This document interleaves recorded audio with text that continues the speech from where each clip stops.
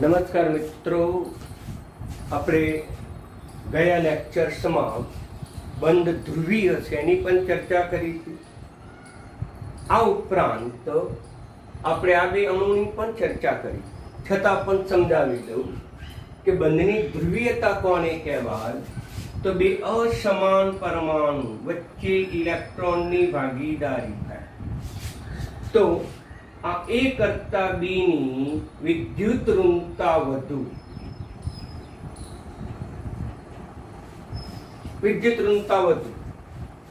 તેથી આ બંધમાંના ઇલેક્ટ્રોન જે છે એ બંને પરમાણુની કેન્દ્ર વચ્ચે રહેતા નથી, પરંતુ બીની વિદ્યુત ઋણતા વધુ હોવાને પરિણામે તે ઇલેક્ટ્રોન યુગ્મ, બંધના જે ઇલેક્ટ્રોન યુગ્મ છે બી તરફ ચાલ્યા જાય છે.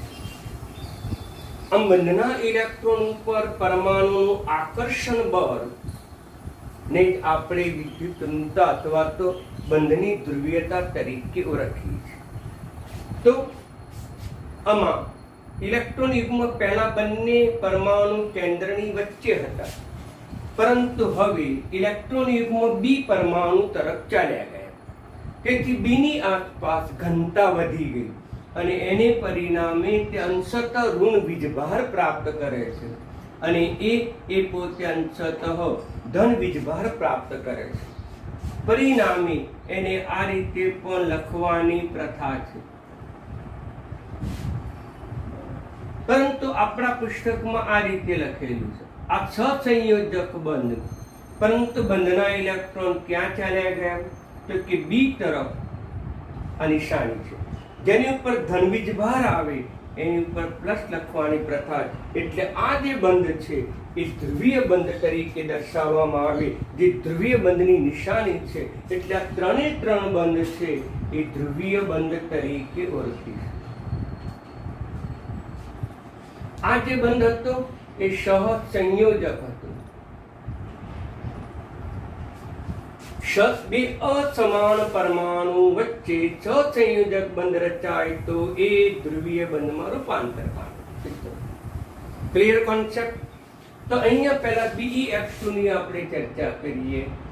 BeF2 ગઈકાલે મેં તમને ડિટેલ સમજાવ્યું તો આજે ઝડપથી આપણે રિવિઝન કરીએ.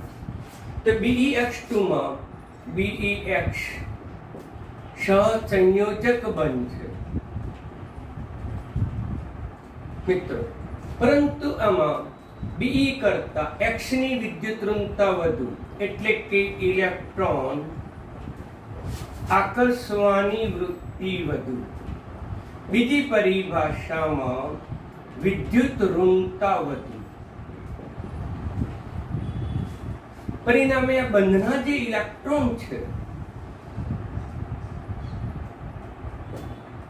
આ ઇલેક્ટ્રોન યુગ્મ, એને બંધ વડે દર્શાવ્યું, ઇલેક્ટ્રોન વડે દર્શાવ્યું. આ જે ઇલેક્ટ્રોન યુગ્મ છે એ કઈ તરફ ચાલ્યા જશે? X તરફ ચાલ્યા જશે. તેથી X ની આસપાસ ઇલેક્ટ્રોન ઘનતા વધવાથી અંશતઃ ઋણ વીજભાર પ્રાપ્ત કરશે, આ અંશતઃ ધન વીજભાર પ્રાપ્ત કરશે. પરિણામે જે બંધ છે એ બંધ ધ્રુવીય બની જશે. પરિણામે આ જે બંધ બન્યો એ ધ્રુવીય બંધ બન્યો. પરિણામે BeX એ ધ્રુવીય બંધ છે, પરંતુ જે અણુ છે એ પાછું અધ્રુવીય છે. તો BeX2 એનો જે આકાર છે એ આકાર રેખીય છે.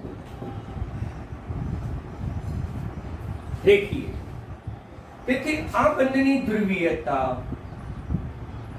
બેરિલિયમ થી હેલોજન તરફ હશે, જ્યારે આ બંધની ધ્રુવીયતા એ બેરિલિયમ થી હેલોજન તરફ હશે. પરસ્પર વિરુદ્ધ હશે મિત્રો. સાદી પરિભાષામાં કહીએ તો આ બંધની ધ્રુવીયતા અને આ બંધની ધ્રુવીયતાનો સરવાળો શૂન્ય થશે. દ્વિધ્રુવીય ચાક માત્રા મ્યુ એટલે આપણે એને દ્વિધ્રુવીય ચાક માત્રા તરીકે ઓળખીએ છીએ, કારણ કે જે ધ્રુવીયતાનું મૂલ્ય છે એ ધ્રુવીયતાનું મૂલ્ય દ્વિધ્રુવીય ચાક માત્રા તરીકે ઓળખવામાં આવે. જ્યાં મ્યુ મેં ચર્ચા કરેલી છે મિત્રો, મ્યુ એટલે દ્વિધ્રુવ ચાક માત્રા. અને એનું હતું ડી બાય ગુણાકારમાં અંતર આ. ડી બાય એ આ વીજભાર બતાવે છે, એનું એકમ ડી બાય છે. વીજભાર ડેલ્ટા એનું એકમ ડી બાય છે. ડી બાય નામના વૈજ્ઞાનિકે સાબિત કર્યું છે. એટલા માટે તો ધ્રુવીયતા એનું મૂલ્ય એ ડી બાય એકમમાં અથવા ચુંબકીય ચાક માત્રામાં આપણે નક્કી કરીએ છીએ. એટલે આપણે મ્યુ જે છે એને ચુંબકીય ચાક માત્રા તરીકે ઓળખીશું. અહીંયા શૂન્ય છે, અહીંયા શૂન્ય નથી. ચુંબકીય ચાક માત્રા એટલે ધ્રુવીયતાનું મૂલ્ય. અહીંયા પરસ્પર વિરોધી છે એટલે નાબૂદ થઈ જાય છે. ધ્રુવીયતા પરસ્પર નાબૂદ થવાથી શૂન્ય થાય છે, તેથી તેની દ્વિધ્રુવીય ચાક માત્રા શૂન્ય છે. હવે BeCl બીજો લઈએ આપણે, BH3. તો BH3 માં બોરોન અને હેલોજન વચ્ચે ઇલેક્ટ્રોનની ભાગીદારી છે, જે સહસંયોજક બંધ છે. એટલે આ રીતે પણ લખીશું એક ઇલેક્ટ્રોનની ભાગીદારી. પરંતુ X ની વિદ્યુત ઋણતા વધુ છે. હેલોજન સમૂહના તત્વોની વિદ્યુત ઋણતા વધુ છે, તેથી બંધમાંના ઇલેક્ટ્રોન એ હેલોજન તરફ જતા રહે છે. તેથી આ હેલોજન ઉપર ઇલેક્ટ્રોન ઘનતા વધી જાય છે, તેથી અંશતઃ ઋણ વીજભાર પ્રાપ્ત કરે છે. આ અંશતઃ ધન વીજભાર પ્રાપ્ત કરે. ડેલ્ટા એટલે અંશતઃ ધન વીજભાર, અંશતઃ વીજભાર. અહીં ડેલ્ટાનું મૂલ્ય કદાપી 1 ન હોઈ શકે. જો ડેલ્ટાનું મૂલ્ય 1 થાય તો પછી એ આયનિક બંધ બની જાય છે. એટલે ડેલ્ટા જે છે એને આપણે અંશતઃ વીજભાર કહીશું, અને ડેલ્ટાનું મૂલ્ય હંમેશા 1 કરતા ઓછું છે. સમજી લો આ બાબત. તો બંધની ધ્રુવીયતા એની દ્વિધ્રુવીય ચાક માત્રા તરીકે ઓળખવામાં આવે છે, જેનું મેં તમને સૂત્ર આપ્યું. ડેલ્ટા એટલે અંશતઃ વીજભાર છે. હવે આ જે બંધ છે આ રીતે પણ બતાવી શકાય, પણ આ રીતે જ બતાવવામાં આવે છે. ઇલેક્ટ્રોન યુગમાં કઈ તરફ ખસેલા છે તો આ તરફ. પરિણામે એની ઉપર ધન વીજભાર આવ્યો તો આ નિશાની છે. તેથી કહીશું બંધ ધ્રુવીય છે. બંધ ધ્રુવીય છે, તેથી mu is not equal to 0. તેથી તેની દ્વિધ્રુવીય ચાક માત્રાનું મૂલ્ય શૂન્ય થતું નથી મિત્રો. હવે આગળ ચર્ચા કરીએ. BH3 અણુ, BH3 અણુ તો એનો જે આકાર છે મિત્રો એ સમતલીય ત્રિકોણ છે.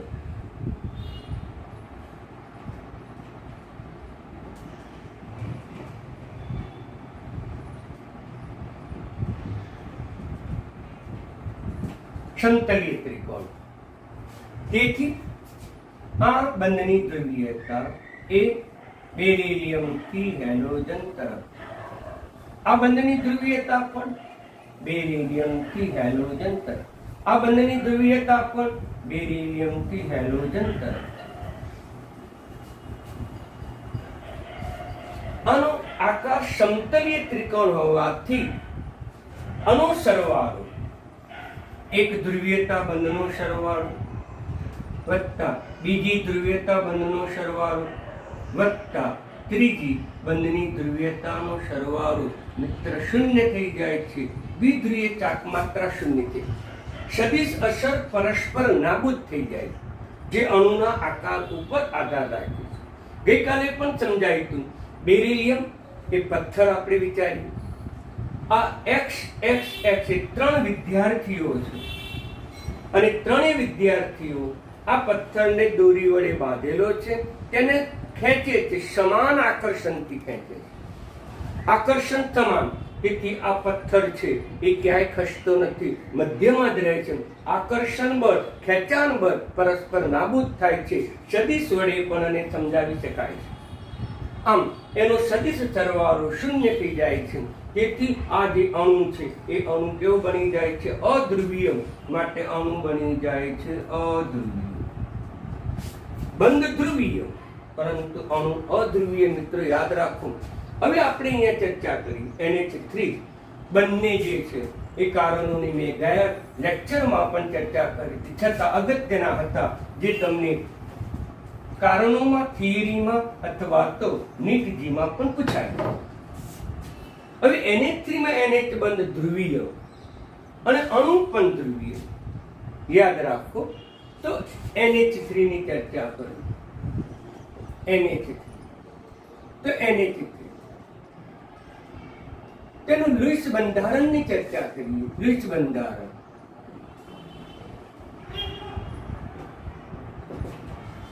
કે નાઇટ્રોજનનો એક ઇલેક્ટ્રોન અને હાઇડ્રોજનના એક ઇલેક્ટ્રોન વચ્ચે બંધ રચાય છે. પણ નાઇટ્રોજન ઉપર બે ઇલેક્ટ્રોન બંધમાં ભાગ ભજવતા નથી. તેથી તેને આપણે અબંધકારક ઇલેક્ટ્રોન યુગ્મ કહીએ છીએ. આમ નાઇટ્રોજનની લુઈસ રચના અને આપણે ઇલેક્ટ્રોન યુગ્મની જગ્યાએ બંધ બતાવીએ છીએ જે હાઇડ્રોજન સાથે જોડાય છે. આ જે ઇલેક્ટ્રોન યુગ્મ છે એ અબંધકારક છે.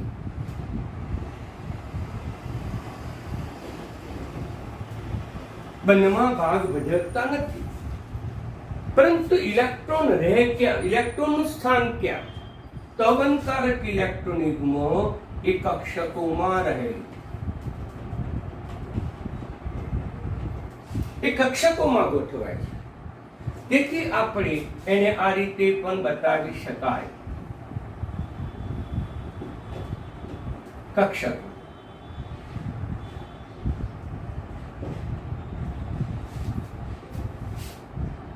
જેવી રીતે અબંધકારક ઇલેક્ટ્રોન યુગ્મ બતાવતા બંને એક જ વસ્તુ છે, પરંતુ દર્શાવવાની બાબતમાં ભિન્નતા છે. અમે ઇલેક્ટ્રોન યુગ્મ બતાવ્યા. પ્રશ્ન એ થાય કે ઇલેક્ટ્રોન ક્યાં આવેલા છે? ઇલેક્ટ્રોનનું સ્થાન કક્ષકોમાં આવેલું છે. તેથી આપણે અહીંયા કક્ષકનું ચિત્ર દોર્યું. એમાં બે ટપકા છે એ ઇલેક્ટ્રોન બતાવે છે. તેથી અહીંયા પણ કહી શકાય કે અબંધકારક કક્ષક અને આપણે કહીશું અબંધકારક કક્ષક કહીશું. આ બંધમાં ભાગ ભજવે છે બંધકાર. આ અબંધકારક કક્ષક છે. મિત્રો નવો કોન્સેપ્ટ છે, બરાબર ધ્યાનમાં રાખજો. અત્યાર સુધી તો આપણે અબંધકારક ઇલેક્ટ્રોન યુગ્મ વિશે ઘણી બધી ચર્ચા કરી હતી, પરંતુ એ પ્રશ્ન થાય ઇલેક્ટ્રોન આવે ક્યાં? કક્ષકોમાં. તેથી આપણે આ ચિત્રની જગ્યાએ આ ચિત્ર પણ બતાવી શકાય અને અબંધકારક કક્ષક પણ કહીશું. અબંધકારક કક્ષક તરીકે ઓળખીશું. બરાબર સમજી લો મિત્રો. હવે આ અબંધકારક કક્ષક પણ ધ્રુવીયતા ધરાવે છે. અબંધકારક કક્ષક એ ધ્રુવીયતા ધરાવે છે. એ પણ ધ્રુવીયતા છે. દાખલા તરીકે આ કેન્દ્ર લઈએ. કોઈ પણ પરમાણુ કેન્દ્ર. હા, અબંધકારક કક્ષક છે. અબંધકારક કક્ષક જેમાં ઇલેક્ટ્રોન યુગ્મ છે. ખાસ વસ્તુ નોંધ આ યાદ રાખજો કે આ પરમાણુ કેન્દ્ર છે અને પરમાણુ કેન્દ્રની આગળ અબંધકારક કક્ષક છે, ઇલેક્ટ્રોન યુગ્મ ધરાવે. અને ઇલેક્ટ્રોન ઉપર કયો વીજભાર? તો કે ઋણ વીજભાર. કેન્દ્ર ઉપર કયો વીજભાર? કે ધન વીજભાર. તેથી અહીંયા અંશતઃ ઋણ વીજભાર કહીશું, અહીંયા અંશતઃ ધન વીજભાર. તેથી આ પણ ધ્રુવીયતા ધરાવે છે. કઈ રીતે? તો કે પરમાણુ કેન્દ્રથી અબંધકારક કક્ષક તરફ એ પણ ધ્રુવીયતા ધરાવે છે. એટલે આ જે છે એ ધ્રુવીયતા ધરાવે છે. આમ એની અંદર ધ્રુવીય બંધ અથવા ધ્રુવીય લક્ષણ પણ ઉદ્ભવે છે. લક્ષણ પણ કહી શકીએ, ધ્રુવીય બંધ પણ કહી શકીએ. ઓકે મિત્રો, તો પછી હવે અહીં અબંધકારક ઇલેક્ટ્રોન યુગ્મ. હવે ધ્યાન આપો NH બંધ, તો નાઇટ્રોજન કરતા હાઇડ્રોજનની વિદ્યુત ઋણતા ઓછી છે, નાઇટ્રોજનની વિદ્યુત ઋણતા વધુ છે, એટલે અહીંયા કહી શકાય નાઇટ્રોજનની વિદ્યુત ઋણતા વધુ.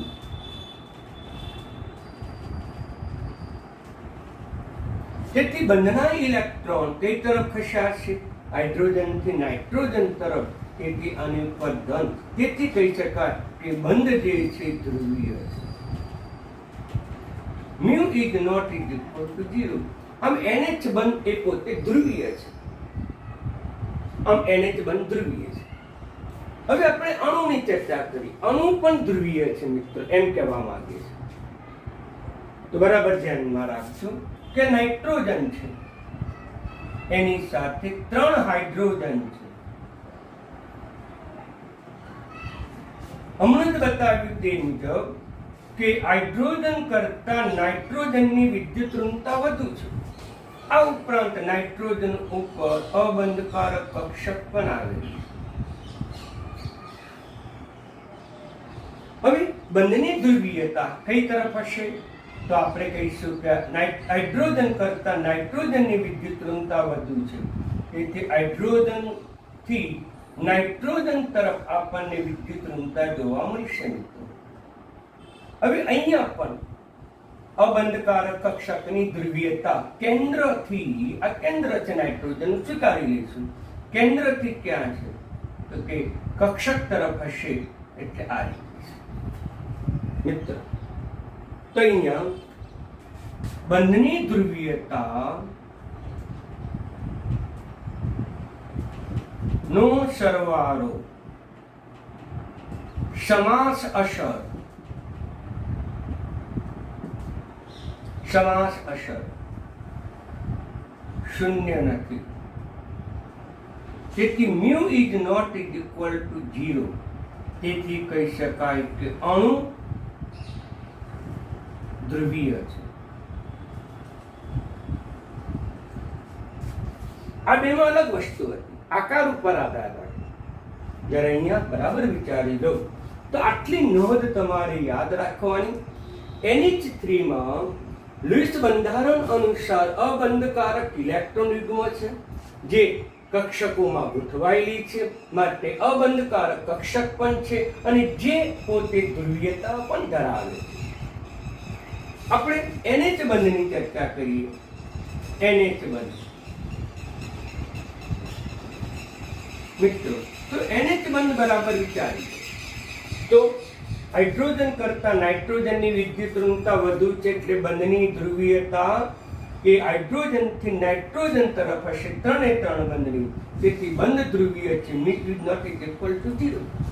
અહીંયા બંધની ધ્રુવીયતા અને અબંધકારક કક્ષકની ધ્રુવીયતા એક દિશામાં છે, એક તરફ જાય છે, અને એક તરફ જવાથી ધ્રુવીયતામાં વધારો થાય છે, એના સમાસ અસર વધી જાય છે.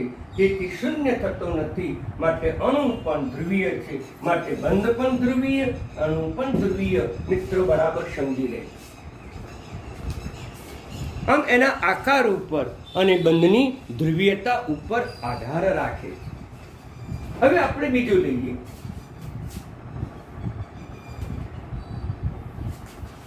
અગત્યનું લઈએ, બરાબર સમજજો.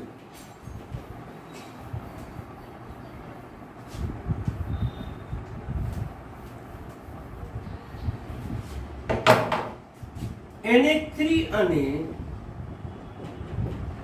NF3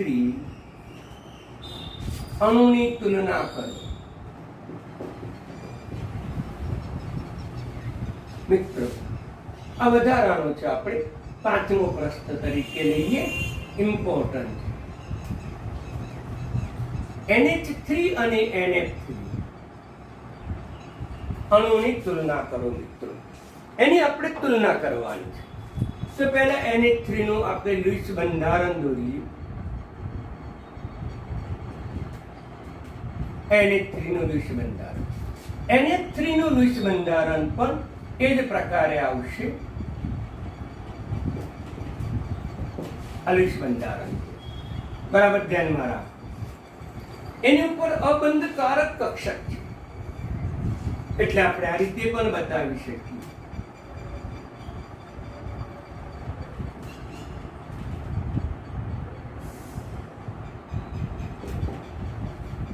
અને પણ આપણે આ રીતે બતાવીશું.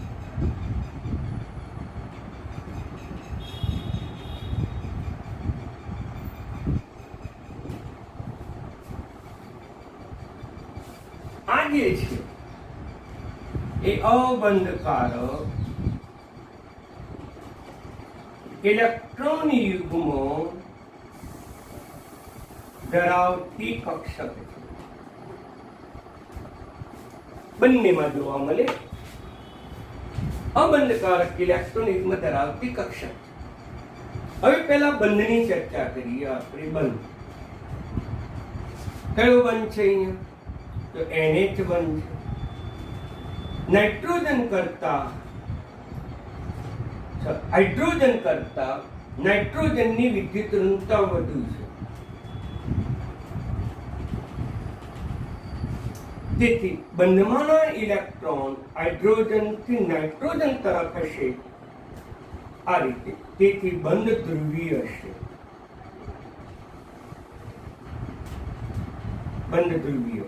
mu is not equal to 0. અહીંયા જે બંધ છે એ કયો બંધ છે? NF બંધ છે.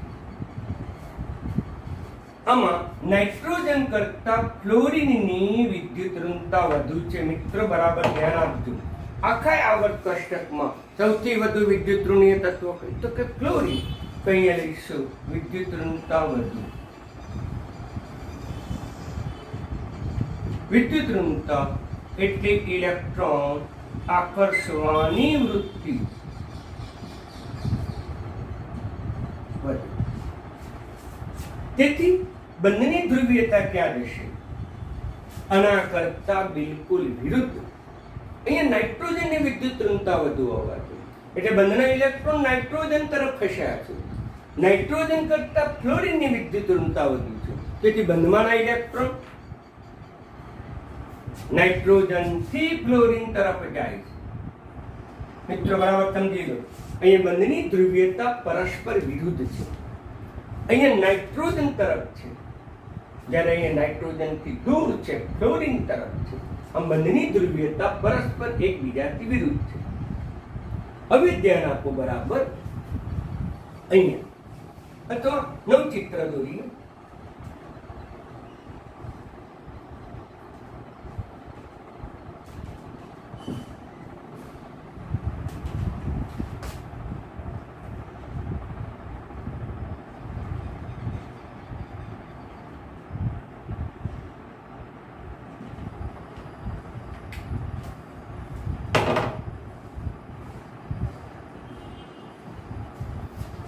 અહીંયા બંનેની ધ્રુવીયતા કઈ દિશામાં છે મિત્રો? તો કે હાઇડ્રોજન થી નાઇટ્રોજન તરફ.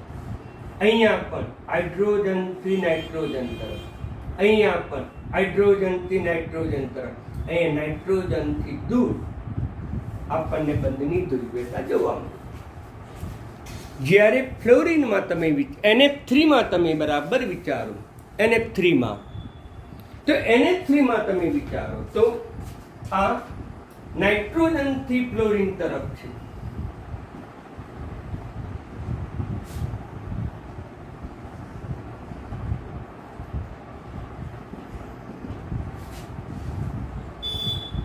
તો આની અંદર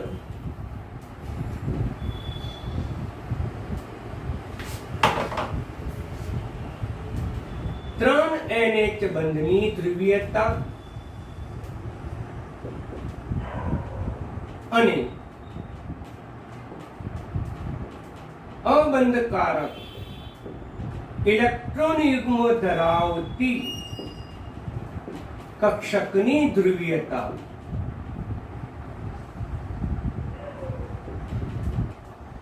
એકબીજાને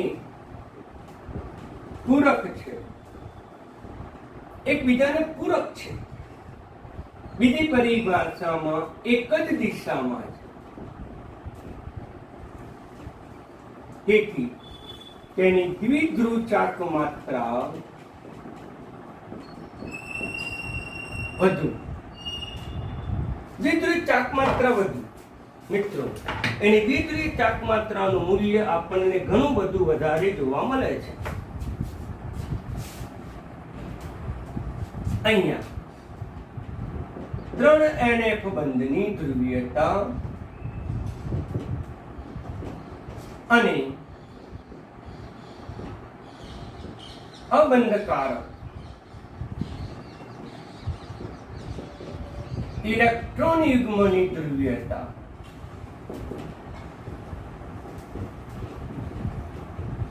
એકબીજાને જો આમ આકર્ષાય છે, આ ઉપર તરફ આકર્ષાય, આ નીચે તરફ ધ્રુવીયતા છે, આ ઉપર તરફ ધ્રુવીયતા, તો એકબીજાની વિરુદ્ધ છે. તેથી ધ્રુવીયતા નાબૂદ થાય છે. ધ્રુવીયતા પરસ્પર નાબૂદ થાય છે અને તેને પરિણામે દ્વિધ્રુવ ચાક માત્રાનું મૂલ્ય ઓછું. અણુ ધ્રુવીય તો ખરું, પરંતુ આમાં દ્વિધ્રુવીય ચાક માત્રાનું મૂલ્ય ઓછું છે, જ્યારે આની અંદર દ્વિધ્રુવીય ચાક માત્રાનું મૂલ્ય વધુ છે.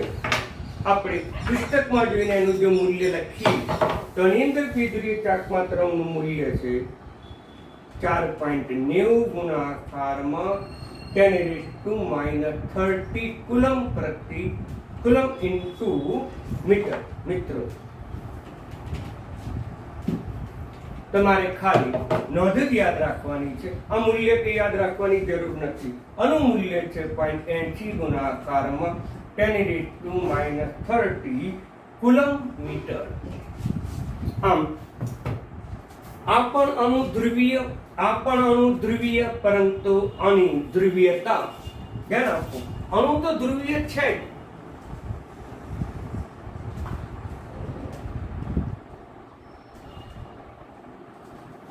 આ પણ અણુ તો ધ્રુવીય હતો,